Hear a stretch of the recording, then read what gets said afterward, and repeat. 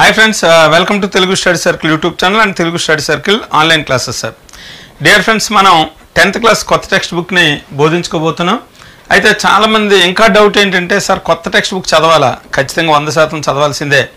ఎందుకంటే ఆల్రెడీ మనకి academic year complete అయింది.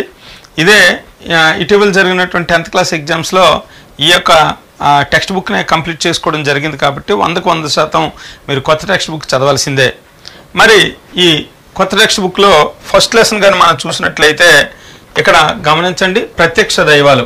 పాఠ్యభాగం పేరు ప్రత్యక్ష దైవాలు. అయితే ఈ కవి పరిచయం అంతా చెప్పే ముందు అంటే మనం ఈ క్లాసులో ఖచ్చితంగా ఈ లెసన్కి సంబంధించి లైన్ టు లైన్ వెళ్ళబోతున్నాం. ఇక్కడ ప్రతి పద్యాన్ని కూడా కూలంకషంగా వివరించుకోవడం జరుగుతుంది. అలాగే ఆ చివరిచ్చినటువంటి మీకు తెలుసు అనే అంశాలను కూడా మనం ఈ జానపద సాహిత్యానికి సంబంధించినటువంటి జానపద కళారూపాలను కూడా మనం బోధించుకోవడం జరుగుతూ ఉంది. మరి డియర్ ఫ్రెండ్స్, ఇక్కడ చూసినట్లయితే చదవండి, ఆలోచించి చెప్పండి అన్నటువంటి ఈ యొక్క పద్యాన్ని చూడండి. ఫస్ట్ పద్యమే అంటే ప్రత్యక్ష దైవాలు అనేటటువంటి పాఠ్యభాగంలో మనం ఖచ్చితంగా మన ప్రత్యక్ష దైవాలు తల్లిదండ్రులని పదే పదే మనం చెప్తూనే ఉంటాం స్టూడెంట్స్కి. ప్రత్యక్ష దైవాలు అయితే ఇక్కడ ఫస్ట్ చదవండి, ఆలోచించండి. దాంట్లో వేమన శతకంలో ఒక పద్యం మనందరికీ తెలిసిన పద్యమే.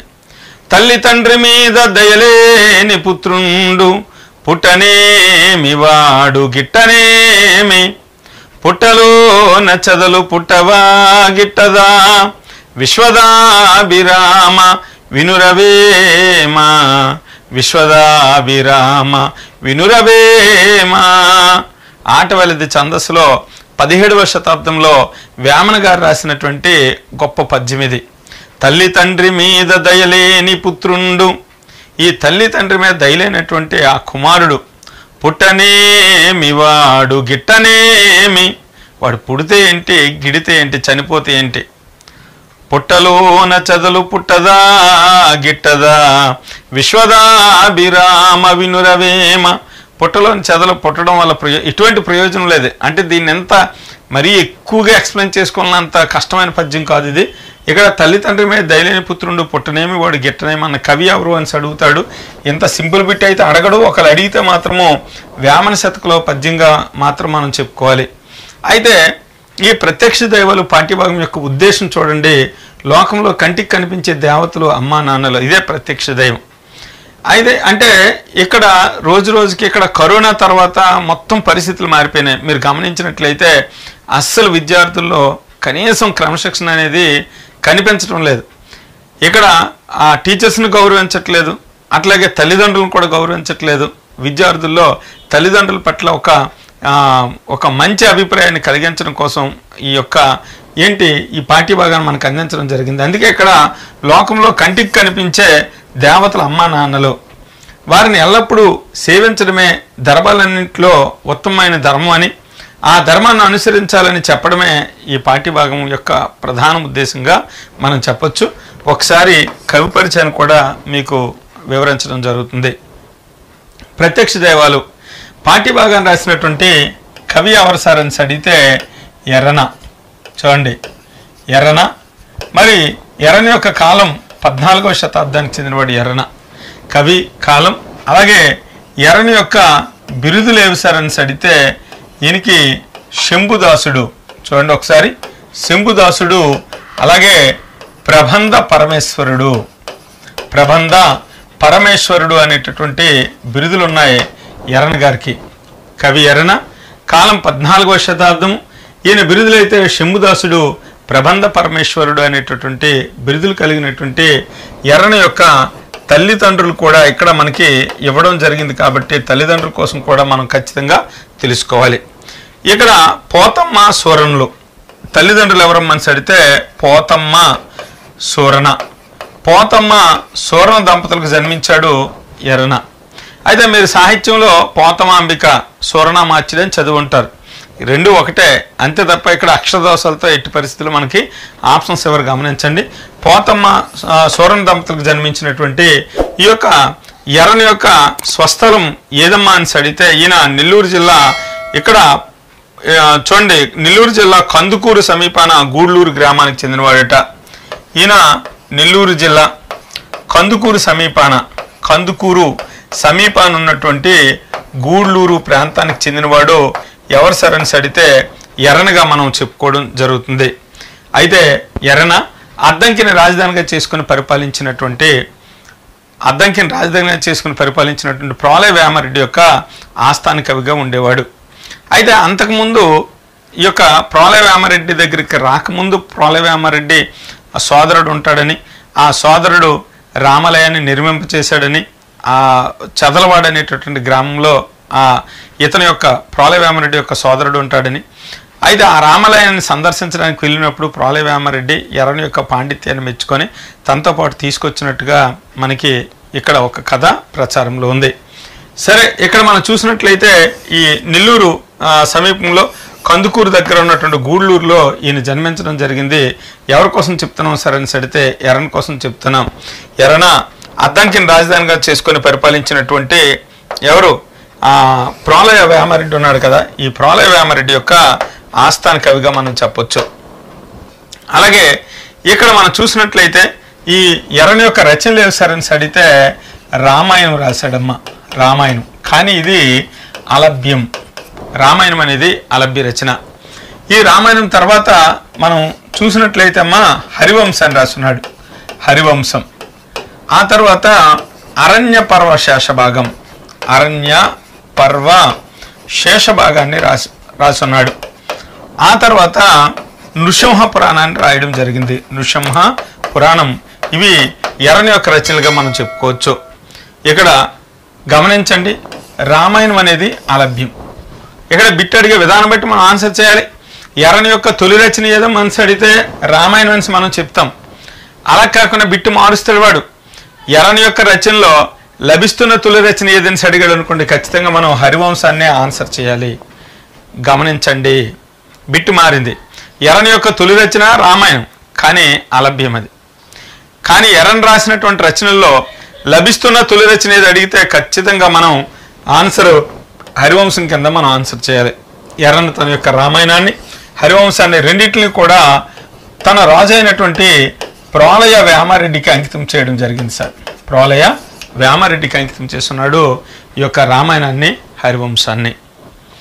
అయితే ఇక్కడ అరణ్య పర్వ శేషభాగము, ప్రస్తుత పాఠ్యభాగం కూడా ఈ ప్రత్యక్ష దైవాలు అనేది ఎర్రన రాసినటువంటి అరణ్య పర్వంలోని పంచమాశ్వాసం నుండి గ్రహించడం జరిగింది ఈ పాఠ్యభాగం. మరి అరణ్య పర్వ శేషభాగం మనందరికి తెలుసు, చాలా ఇది సందర్భాల్లో మనం చెప్పుకోవడం జరిగింది. నన్నయ్య వచ్చినా ఈ స్టోరీ చెప్తాము, తిక్కనొచ్చినా స్టోరీ చెప్తాము, ఎర్రనొచ్చినా చెప్పుకోవాలి. ఏంటమ్మని అడిగితే ఆంధ్ర మహాభారతం. ఇక్కడ మనం చూసినట్లయితే 11వ శతాబ్దానికి చెందినటువంటి నన్నయ్య ఆంధ్ర మహాభారతాన్ని ప్రారంభించాడు. నన్నయ్య ఆంధ్ర మహాభారతంలో 2.5 పర్వాలు రాశాడు, మనందరికి తెలిసిందే. ఈ 2.5 పర్వాలు రాసి మరణించాడనమాట. ఎవరమ్మా? నన్నయ్య. అంటే నన్నయ్య ఆది పర్వాన్ని రాస్తున్నాడు, సభా పర్వాన్ని పూర్తిగా రాస్తున్నాడు, అరణ్య పర్వం సగభాగం రాస్తుండగా మరణించాడు నన్నయ్య. మరణించిన తర్వాత ఇప్పుడు ఇది 11వ శతాబ్దంలో జరిగిన సంఘటన. తర్వాత 12వ శతాబ్దం వచ్చేసరికి ఇది శివకవుల యొక్క కాలం, శివకవియుగం అనేసి మనకు తెలిసింది. 12వ శతాబ్దాన్ని తెలుగు సాహిత్యంలో శివకవియుగం అంటారు. సాహిత్యం నేర్చుకునేటప్పుడు శివకవియుగానికి మరొక పేరేం పేరు అని అడుగుతాడు. శివకవియుగానికి మరొక పేరు మాండలిక యుగంగా మనం చెప్పుకోవాలి. మన నన్నయుగానికి మరొక పేరేంబా అడిగితే అనువాద యుగం అంటారు. నన్నయుగానికి అనువాద యుగం అని, అనువాద యుగం తర్వాత వచ్చినటువంటి యుగము శివకవియుగం అని, శివకవియుగానికి మరొక పేరేం పేరు అని అడిగితే మాండలిక యుగము అంటారు. ఎందుకంటే 12వ శతాబ్దంలో తెలుగు ప్రాంతం అంతా కూడా చిన్న చిన్న మండలాలుగా విడిపోయి మండలాధిపతుల ఆధీనంలో పరిపాలన కొనసాగింది కాబట్టి దాన్ని మాండలిక యుగము అంటారు. గమనించండి. అయితే ఇక్కడ ప్రధానంగా శివకవియుగం వచ్చినప్పుడు ఆంధ్ర మహాభారతం రాయబడలేదు. ఎందుకంటే ఆంధ్ర మహాభారతం అనేది, అసలు మహాభారతం అనేది వైష్ణవ మతానికి సంబంధించినది.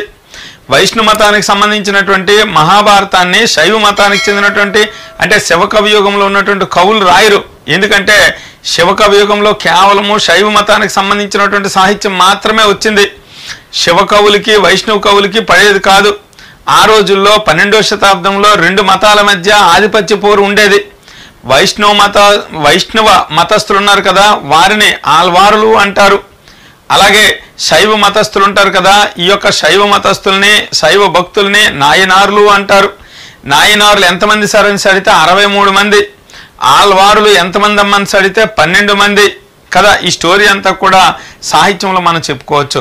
అంటే 12వ శతాబ్దం యొక్క పరిస్థితి మీకు అర్థం అవడం కోసం చెప్తున్నా మిత్రులారా. 12వ శతాబ్దంలో వైష్ణవ మతస్థులకి శైవ మతస్థులకి అస్సలు పడేది కాదు. ఎంత దారుణంగా ఉండేదంటే శైవ మతస్థులకి మతావేశం ఎక్కువ. ఈ శైవ మతస్థులు అన్య మతస్థులు అంటే వైష్ణవ మతస్థుల్ని అంటే అన్య మతస్థుల్ని ద్వేషించడమో దూషించడమో అవసరమైతే వధించడం కూడా చేసేవారు. ఎవరు? శైవ మతస్థులు. అంటే ఇతర మతస్థుల్ని ద్వేషించడము దూషించడము చంపేయడం కూడా చేసినటువంటి వాళ్ళు ఎందుకు వైష్ణవ మతానికి సంబంధించినటువంటి మహాభారతాన్ని రాస్తారు? అందుకే వాళ్ళు రాయలే. 12వ శతాబ్దంలో మహాభారతం రాయకపోవడం గల కారణం అది. మీకు ఇంకా అర్థం కావాలనుకుంటే 12వ శతాబ్దం యొక్క పరిస్థితి తెలియాలంటే దశావతారం సినిమాలో ఫస్ట్ 10 నిమిషాల సీన్ కూడా అదే. కమల్ హాసన్ ఏమో వైష్ణవ మతానికి చెందినవాడు, ఆల్వారుల్లో ఒకడు. ఈ యొక్క నాయనారులు ఈ శైవ భక్తికి సంబంధించినటువంటి ఆ రాజు అంటాడు చూడండి, నెపోలియన్. అతనేమంటాడంటే ఈ కమల్ హాసన్ అంటాడు, అయ్యా నేను విడిచిపెడతాను, నువ్వు నమశివాయ అంటే నిన్ను విడిచిపెడతానని అంటే అతను ససేమేర అని చెప్తూ నమశివాయ అనుకున్న నమో నారాయణ అంటే చంపేస్తారు అక్కడ. అంటే అంత మత ద్వేషాలు ఉండేవి 12వ శతాబ్దంలో. ఆ తర్వాత అందుకే ఇక్కడ శివకవియుగంలో ఆంధ్ర మహాభారతం రాయబడలేదు. ఆ తర్వాత 13వ శతాబ్దానికి చెందినటువంటి తిక్కన ఉంటాడు. తిక్కన ఈ 2.5 పర్వాలు చూస్తాడు. అరపర్వం ఎవరు రాజు? అరపర్వాన్ని విడిచిపెట్టేస్తాడు, అరణ్య పర్వ శేషభాగాన్ని విడిచిపెట్టేస్తాడు. ఎందుకంటే తిక్కన భయపడ్డాడు. నన్నయ్య రాస్తూ మరణించాడు. అక్కడి నుంచి ప్రారంభిస్తే కీడుని శంకించాడు, ఒకటో కారణం. అంతకన్నా ఇంకా గొప్ప కారణం ఒకటి ఉంది. నన్నయ్య తన యొక్క 2.5 పర్వాలని కూడా రాజరాజ నరేంద్రుని పేరు మీద రాసున్నాడు. మరి అది నరాంకితం చేశాడు కదా, అది ఇష్టం లేదు తిక్కనకి. అందుకే తిక్కన 13వ శతాబ్దానికి చెందిన తిక్కన 4వ పర్వమైనటువంటి విరాట పర్వాన్ని మొదలుకొని 18వ పర్వమైనటువంటి స్వర్గారోహణ, ఈ స్వర్గారోహణ పర్వం వరకు మొత్తం 15 పర్వాలని కూడా ఒకే చేతి మీదుగా రాశాడు. ఎవరమ్మని అడిగితే తిక్కన. ఈ యొక్క 15 పర్వాలు రాయడమే కాకుండా ఈ 15 పర్వాలని కూడా హరిహరనాథుడికి అంకితం చేసున్నాడు తిక్కన. గమనించండి. అంటే ఇక్కడ గతంలో కూడా జేఎల్కి అడిగిన ప్రశ్న ఏంటంటే తిక్కన రాసిన తొలి పర్వం ఏదని అడిగాడు. విరాట పర్వం. ఆంధ్ర మహాభారతంలో తొలి పర్వం ఆది పర్వం. తిక్కన రాసిన తొలి పర్వం విరాట పర్వం. ఆంధ్ర మహాభారతంలో చివరి పర్వం స్వర్గారోహణ పర్వం. తిక్కన రాసిన చివరి పర్వం ఏది అడిగినా కూడా స్వర్గారోహణ పర్వంగానే మనం ఆన్సర్ చేయాలి. మరి ఇక్కడ మనం గమనించినట్లయితే తిక్కన తన యొక్క ఆంధ్ర మహాభారతంలో 15 పర్వాలని హరిహరనాథుడికి అంకితం చేశాడు, నరాంకితం చేయలేదు. విష్ణు రూపాయ నమశివాయ అంటూ ఒరే ఇందుక పిచ్చి వెదవలారా తన్నుకు చేస్తారు. విష్ణు రూపాయ నమశివాయ, విష్ణువే శివుడు, శివుడే విష్ణువు అని చెబుతూ మత సామరస్యాన్ని చాటినటువంటి తొలి కవి ఎవరమ్మని అడిగితే తిక్కన. అంత గొప్ప కవి తిక్కన. అయితే ఆ తర్వాత ఏం జరిగిందో చూడండి. 13వ శతాబ్దం ఇంకా మహాభారతం పూర్తి అవ్వలేదు కదా. ఆ తర్వాత మనం చూసినట్లయితే ఎర్రను చూస్తాడు. అయ్యో ఇక్కడ ఈ నన్నయ్య ఏమో 2.5 పర్వాలు రాస్తున్నాడు, తిక్కనేమో ఆ మధ్యలో ఉన్నటువంటి అరణ్య పర్వ శేషభాగాన్ని విడిచిపెట్టాడు, కాబట్టి దాన్ని రాస్తే బాగుంటుందని చెప్పి ఎర్రను ఏం చేశాడమ్మా అని అడిగితే అరణ్య పర్వ శేషభాగాన్ని పూర్తి చేశాడు. అంటే నన్నయ్య విడిచిపెట్టినటువంటి అరణ్య పర్వ శేషభాగము, నన్నయ్య విడిచిపెట్టినటువంటి భాగాన్ని అరణ్య పర్వ శేషభాగం అంటారు. దీనిని పూర్తి చేయడం జరిగింది. ఈ విధంగా ఎర్రన కవిత్రయంలో ఒకటిగా చేరడం జరిగింది. నన్నయ్య తిక్కన ఎర్రనల్ని కవిత్రయం అంటారని మనకు తెలుసు. అప్పట్లో 2000 డిఎస్సి 2001 డిఎస్సీలు బిట్లు ఎట్లా ఉండేవంటే కవిత్రయంలో మొదటి వాడు ఎవడు, రెండో వాడు ఎవడు, మూడో వాడు, అసలు ఆ బిట్లే రావు. కానీ ఇక్కడ మనం చూసినట్లయితే అరణ్య పర్వ శేషభాగం ఉంది కదా, ఇది ఎవరికి అంకితం చేయడం జరిగింది అని అడిగితే క్వశ్చన్ బట్టి మనం ఆన్సర్ చేయాలి. ఇక్కడ 2 ఆన్సర్స్ ఉంటాయి. వాస్తవానికి ఎర్రన అరణ్య పర్వ శేషభాగాన్ని ఎవరికి అంకితం చేయలేదు, ఆప్షన్లో ఎవరికి అంకితం చేయలేదని ఉంటే ఖచ్చితంగా మీరు అదే ఆన్సర్ చేయండి. అలా కాకుండా నలుగురు రాజుల పేర్లు ఇచ్చాడు అనుకోండి, రాజరాజ నరేంద్రుడిక, ప్రోలయ వేమారెడ్డిక, పెదకోమటి వేమారెడ్డిక, నన్నయ్యక అని ఇచ్చాడు. నలుగురు వ్యక్తుల పేర్లు కానీ ఇస్తే మీరు రాజరాజ నరేంద్రుడికని మనం ఆన్సర్ చేయాలి. ఎందుకంటే నన్నయ్య తన యొక్క 2.5 పర్వాలని కూడా రాజరాజ నరేంద్రుడికి అతని పేరు మీద రాయడం చేత అతనికి చెందుతుంది.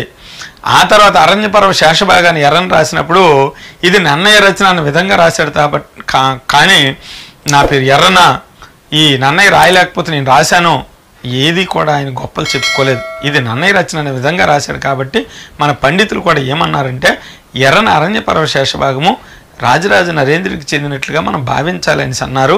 అది మాత్రం మీరు గుర్తుంచుకోండి. ఇది మనం చూసినట్లయితే ఇక్కడ ప్రబంధ పరమేశ్వరుడు అనే బిరుదు కూడా ఉంది.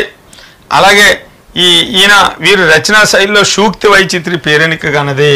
ఇక్కడ గమనించినట్లయితే ఈయన సూక్తి వైచిత్రి అనేది ఈ కవితా గుణం. అయితే ఇక్కడ మరొక బిట్టు, అద్భుతమైన బిట్టు వస్తుంది, గమనించండి. సూక్తి వైచిత్రి, ఎర్రనికి ఉన్నటువంటి కవితా గుణము సూక్తి వైచిత్రి ఉంది కదా. ఈ సూక్తి వైచిత్రి ఎవరు పేర్కొన్న కవితా గుణము అని అడిగితే ఎర్రని యొక్క ఈ కవితా గుణాన్ని ప్రత్యేకించి శ్రీనాథుడు పేర్కొన్నాడమ్మా. శ్రీనాథుడు పేర్కొన్నాడు. శ్రీనాథుడు అంటాడు, వేములవాడు భేమకవి ఉద్దండలేల నన్నయ్య ఉభయ వాక్ప్రౌఢి తెక్కన రసాభ్యుచిత బంధము ఎర్రన సూక్తి వైచిత్రి తనలో ఉన్నాయని శ్రీనాథుడు పేర్కోవడం జరిగింది. గమనించారా? అంటే గతంలో కూడా డిఎస్సిలో అడుగున్నాడు, శ్రీనాథుడు పేర్కొన్న రసాభ్యుచిత బంధము ఎవరి కవితా గుణము, శ్రీనాథుడు పేర్కొన్న ఉభయ వాక్ప్రౌఢి ఎవరి యొక్క కవితా గుణము, శ్రీనాథుడు పేర్కొన్న ఉద్దండలేల ఎవరి యొక్క కవితా గుణము, శ్రీనాథుడు పేర్కొన్న సూక్తి వైచిత్రి ఎవరి యొక్క కవితా గుణం అని అడిగితే ఎర్రని యొక్క కవితా గుణంగా మనం చెప్పొచ్చు. అంటే ఇక్కడ 15వ శతాబ్దానికి చెందిన శ్రీనాథుడు తన యొక్క కవిత్వంలో తన పూర్వ కవుల యొక్క కవితా గుణాలు చెప్పడం జరిగింది. వేములవాడు భేమకవి ఉద్దండలేల నన్నయ్య ఉభయ వాక్ప్రౌఢి తెక్కన రసాభిచిత బంధము ఎర్రన సూక్తి వైచిత్రి నా కవిత్వంలో కూడా ఉంటుందని పేర్కొన్నవాడు శ్రీనాథుడిగా మీరు గుర్తుంచుకోవాలి. మరొక విషయం ఏంటమ్మా అని అడిగితే ఇక్కడ ఈ యొక్క ఎర్రని యొక్క కవితా గుణాల్లో మరొక అద్భుతమైన కవితా గుణం చేశారని అడిగితే వర్ణనాత్మకత. వర్ణనాత్మకత అంటే పండితులందరూ ఆమోదించింది అయితే వర్ణనాత్మకత. ఇక్కడ 2 విషయాలు మీరు గమనించాలి. ఏంటయ్యా అని అడిగితే ఏంటి 2 విషయాలు అని అడిగితే మీరు బాగా పరిశీలించినట్లయితే పండితులు పేర్కొన్న కవితా గుణం ఉంటుంది, శ్రీనాథుడు పేర్కొన్న కవితా గుణం కూడా ఉంటుంది. ఇక్కడ నన్నయ్య కవితా గుణం, నన్నయ్య ప్రధానమైన కవితా గుణం చేశారని అడిగితే ఇక్కడ మనం చూసినట్లయితే కథాకథనం. కథాకథనం అనేది ఎవరి యొక్క కవితా గుణం అని అడిగితే నన్నయ్యది కదా. అలాగే తిక్కన యొక్క ప్రధానమైన కవితా గుణం ఏదయ్యా అని అడిగితే నాటకీయత. ఏదమ్మా? నాటకీయతగా మనకు తెలుసు. అలాగే ఎర్రన యొక్క కవితా గుణం ఏది సార్? ఎర్రన యొక్క కవితా గుణం ఏదమ్మా అని అడిగితే వర్ణనాత్మకత. అందరూ ఆమోదించినటువంటి కవితా గుణాలు ఇవన్నీ కూడా. ఇలా కాకుండా శ్రీనాథుడి పేర్కొన్న కవితా గుణాలు అయితే నన్నయ్యదైతే ఉభయవాక్ప్రౌఢి, తిక్కనదైతే రసాభిచిత బంధము, ఎర్రనదైతే మనం చెప్పాం కదా ఇప్పుడు సూక్తి వైచిత్రిగా మనం చెప్పుకోవచ్చు. ఇది జస్ట్ కవి పరిచయంలో ఉన్నాం. మరి ఈ పాఠ్యభాగం యొక్క ప్రక్రియ ఏంటి? ప్రక్రియను కూడా మనం వివరించుకోవాలి. ప్రత్యక్ష దైవాలు పాఠ్యభాగం యొక్క ప్రక్రియ. ప్రత్యక్ష దైవాలు పాఠ్యభాగం ఇతిహాస ప్రక్రియకి చెందింది. చూడండి, ఇతిహాస ప్రక్రియ. ఇక్కడ మన అందరికీ తెలుసు ఇతిహాసం అంటే ఇది ఎలా జరిగిందని చెప్పేదానే ఇతిహాసం అంటారు. ఇతిహాసాలు మన భారతదేశంలో లభిస్తున్న గొప్ప ఇతిహాసాలు రామాయణ మహాభారతాలు. ఇతిహాసాలను ఆంగ్లంలో ఎపిక్స్ అంటారని మన అందరికీ తెలుసు. సాహిత్యంలో ప్రక్రియలో ఇవన్నీ కూడా మనం చెప్పుకున్నాం. అయితే ఇక్కడ ప్రక్రియ మనం పరిచయం చేసినప్పుడు కేవలం టెక్స్ట్ బుక్ను బేస్ చేసుకొని చాలా ఇంపార్టెంట్. ఎందుకంటే ఖచ్చితంగా టెక్స్ట్ బుక్ను బేస్ చేసుకునే ప్రశ్నలు అడుగుతాడు కాబట్టి ఆ కీ పాయింట్స్ మనం చెప్పుకుందాం. ప్రత్యక్ష దైవాలు పాఠ్యభాగం ఏ ప్రక్రియ సార్ అని అడిగితే ఇతిహాస ప్రక్రియగా మనం ఆన్సర్ చేయాలి. ఇతిహాసం అనగా ఇది ఎలా జరిగిందని చెప్పేదాన్నే ఇతిహాసం అంటారు. చూడండి, ఇక్కడ ఇతిహాసం అంటే ఎలా జరిగిందని అర్థము అని అన్నాము. అయితే ఇక్కడ ఒక నిర్వచనాన్ని కూడా ఇచ్చాడు.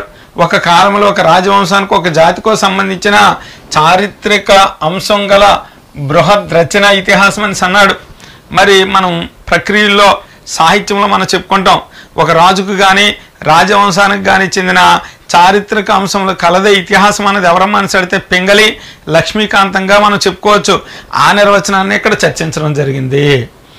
ఇది ఒక కాలంలో ఒక రాజవంశానికో ఒక జాతికో సంబంధించినటువంటి చారిత్రక అంశం గల బృహత్ కథ అని చెప్పేసి బృహద్ రచన అని చెప్పేసి ఇక్కడ చెప్పడం జరిగింది. మరి ఇతిహాసాలను తొల్లేటి కథలు అంటారు. తొల్లేటి కథలు అంటారు అంటే ఇవి గ్రంథస్థం కాకముందు ఆశు రూపంలో ఉండేవి. ఈ క్రింది వాటిలో తొల్లేటి కథలను వేటిని అంటారు అని అడుగుతాడు. ఇతిహాసాలను అంటారు. ఒక రాజుకు కానీ రాజవంశానికి కానీ చెందిన చారిత్రక అంశంలో కలదే ఇతిహాసం అన్నదెవరమ్మ అని అడిగితే పింగళి లక్ష్మీకాంతంగా చెప్పొచ్చు. ఇందులో మనం దూరకూడదు, కానీ సాహిత్యంలోకి వెళ్ళిపోతే చాలా ఆగామిక అర్థాలు ఎందులో ఉంటే అదే ఇతిహాసం అన్నది ఎవరని అడుగుతాడు. లేదా ఇతిహాసంలో అర్థశాస్త్రము, ధర్మశాస్త్రము, నీతి శాస్త్రం ఇవన్నీ కూడా ఉంటాయి అన్నది ఎవరని అడుగుతాడు. మళ్ళీ సాహిత్యంలోకి వెళ్తే కొంచెం టైం పట్టేస్తుంది. కాబట్టి ఇక్కడ ఇతిహాసం జస్ట్ ఇక్కడ ఏమి ఇచ్చాడు అదే మనం చెప్దాం. గ్రంథస్థం కాకముందు ఇవి ఆసు రూపంలో ఉండేవి. మరి ఇతిహాసాలు చతుర్వేద పురుషార్థాలు ధర్మార్థ కామ మోక్షాలని తెలియజేస్తాయి. చతుర్వేద పురుషార్థాలని సాధించడం కోసమే ఇతిహాసాలని మనకి తెలుగులోకి అనువదించడం జరిగినట్టుగా మనకి ఒక కథ ప్రచారంలో ఉంది.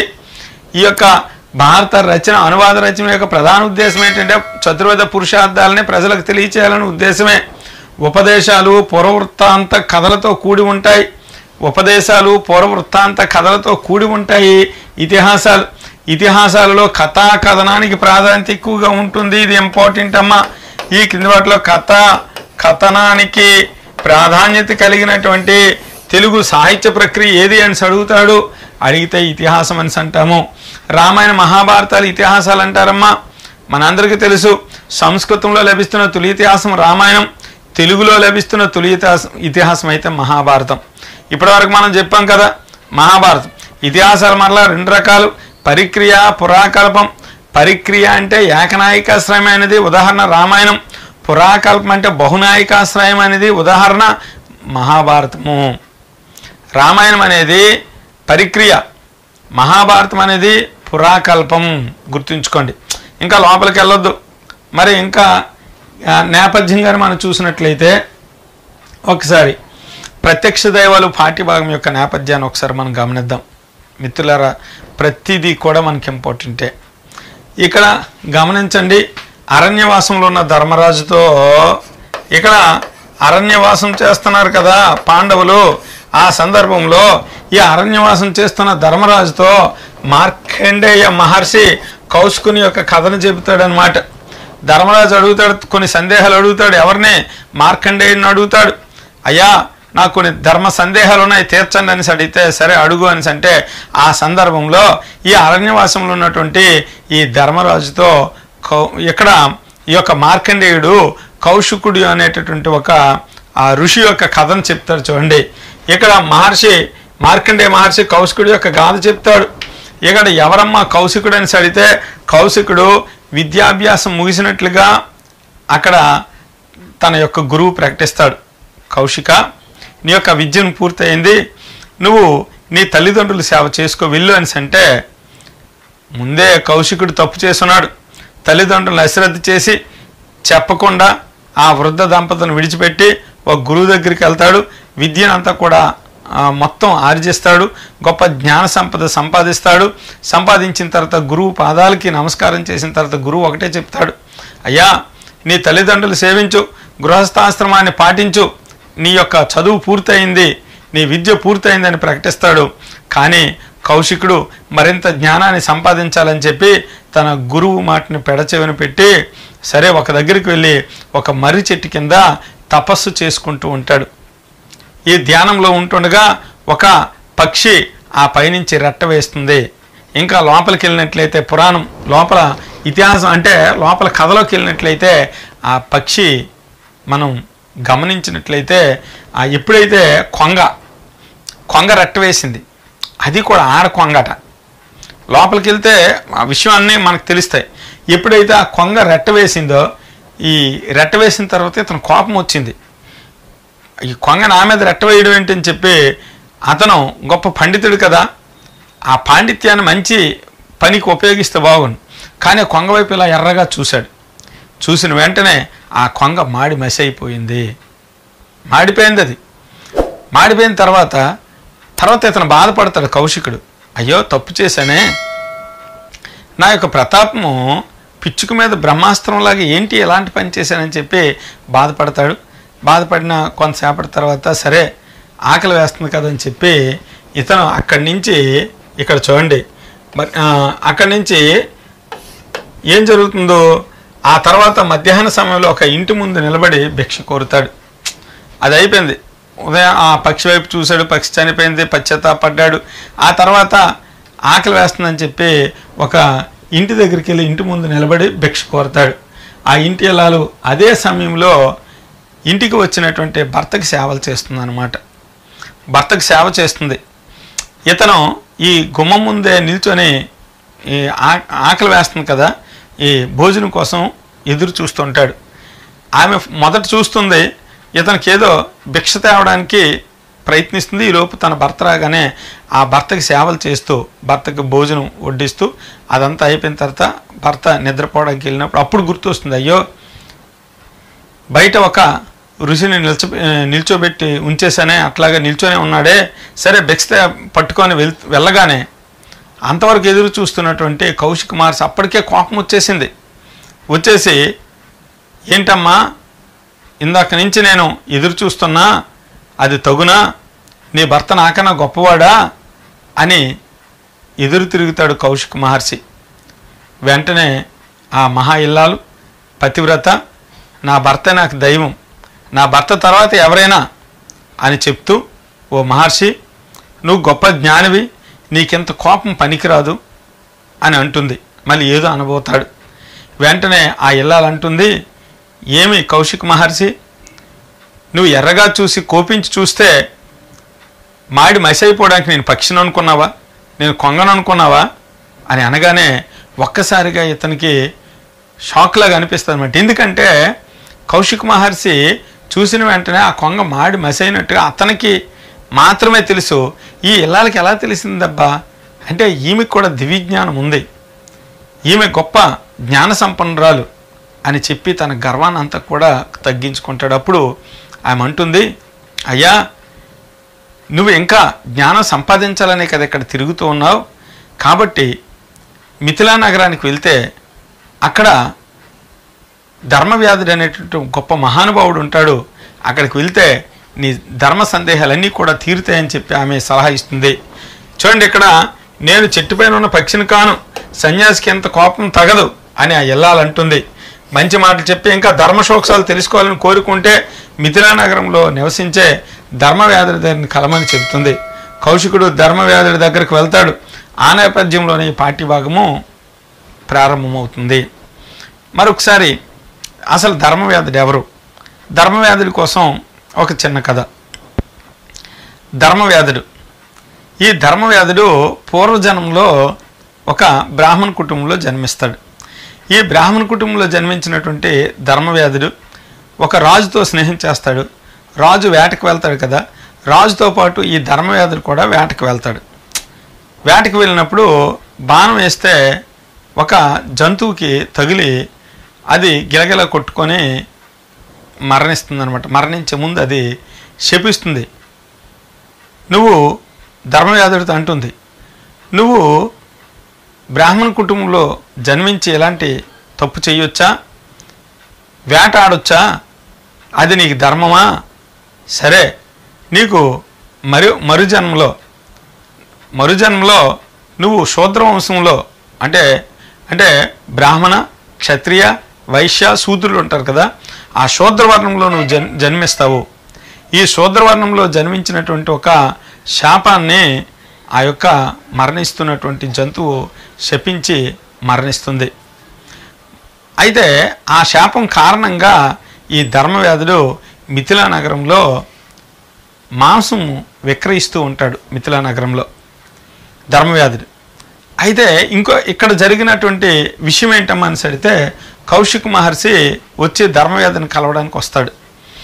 ధర్మవ్యాధిని కలవడానికి వచ్చేసరికి ధర్మవ్యాధుడేమో మాంసం అమ్ముతూ ఉంటాడు.